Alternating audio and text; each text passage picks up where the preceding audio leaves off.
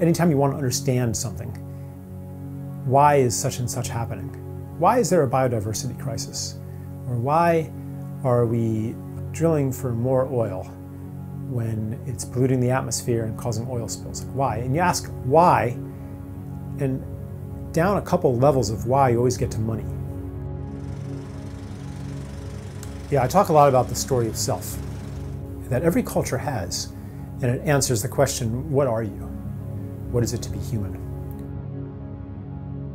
So it says that you're this separate being among other separate beings in a universe that is separate from yourself as well.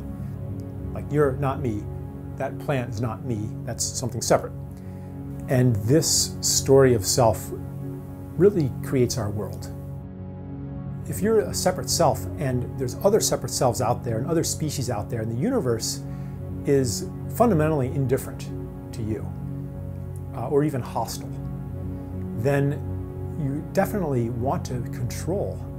You want to be able to have power over other beings and over these whimsical, arbitrary forces of nature that could extinguish you at any time. This story is becoming obsolete. It's becoming no longer true. We don't resonate with it anymore. And it's actually generating crises that are insoluble from the methods of control. And that's what's clearing the space for us to step into a new story of self and a new story of the people.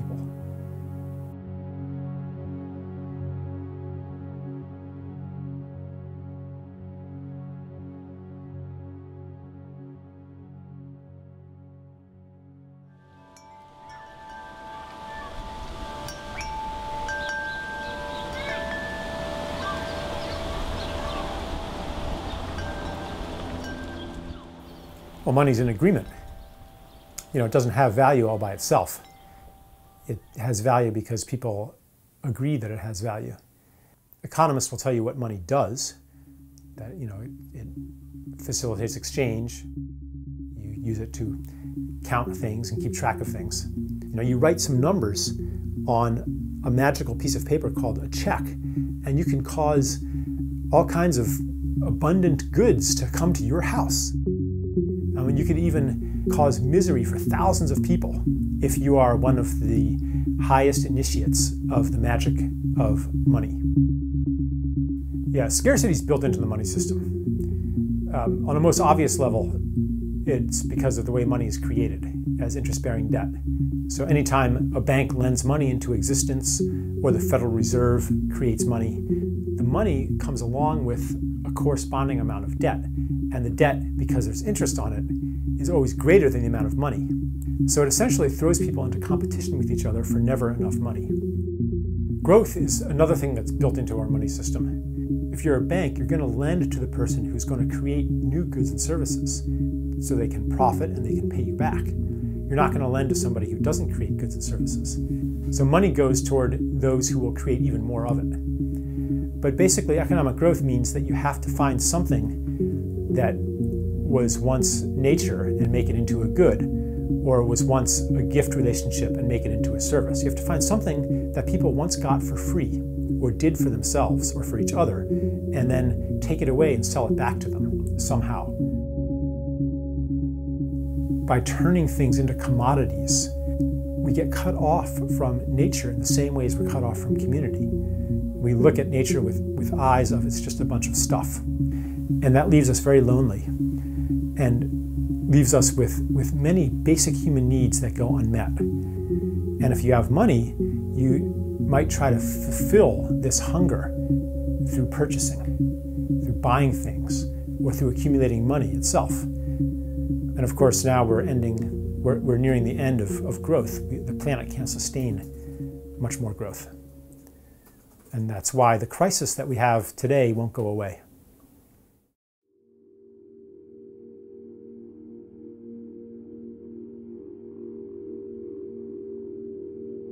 One of the things I talk about is the sense of wrongness that I had as a child. Like, I think most kids have some sense of it, that it's not supposed to be this way. You know, just for example, that you're not supposed to actually hate Monday and be happy when you don't have to go to school. Like, School should be something that you love. Life should be something that you love. We didn't earn any of the things that really keep us alive or that make life good.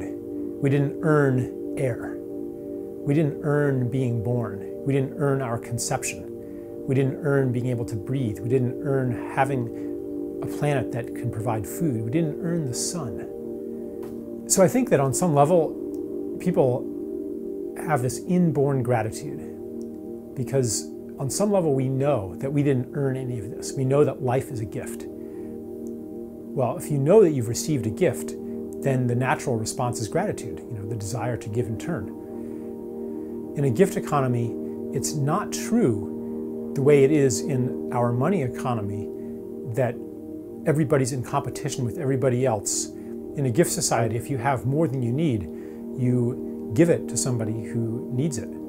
That's how you get status.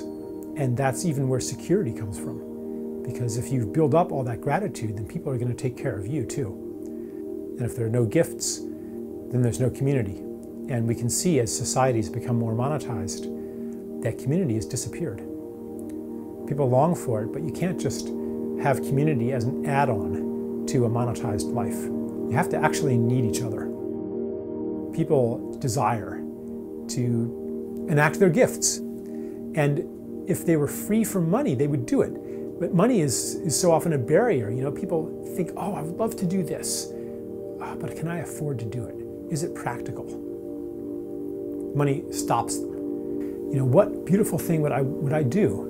What am I called to do? Would it be to set up big gardens for homeless people to take care of and reconnect them to nature? Would it be to clean up a toxic waste site? Like, what would you do? What beautiful thing would you do? And why isn't it practical to do these things? Why isn't there money in those things?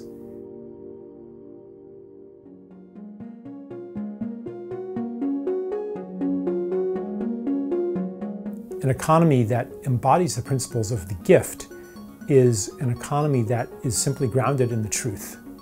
The task before us is to align money with the true expression of our gifts. It requires a very different mechanism for the creation of money and the circulation of money. They include things like negative interest, which reverses the effects of usury. They include things like the internalization of costs, so that you can no longer pollute and have somebody else or future generations pay the costs. They include a social dividend, sharing in the wealth that comes from what should be the commons, the land, the aquifers, our cultural heritage. They include a relocalization of a lot of economic functions. They include all kinds of peer-to-peer finance and the peer-to-peer revolution. What will it take to shift away from the current money system? Well, the current money system just works less and less well. Growth can only be maintained at a higher and higher cost. Even our best efforts can't keep the economy growing as fast as it needs to for the system to work. And that creates further misery. People just can't take it anymore. Even the people on top, even the winners of this artificially induced competition, they're not happy either. It's not working for them either. So I think that we're going to see a series of crisis moments, each one more severe than the last. And at each crisis moment, we'll have a collective choice. Do we give up the game and join the people, or do we hold on even tighter?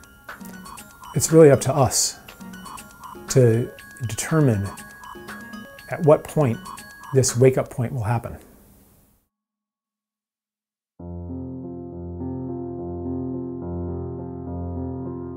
Was this all a big mistake?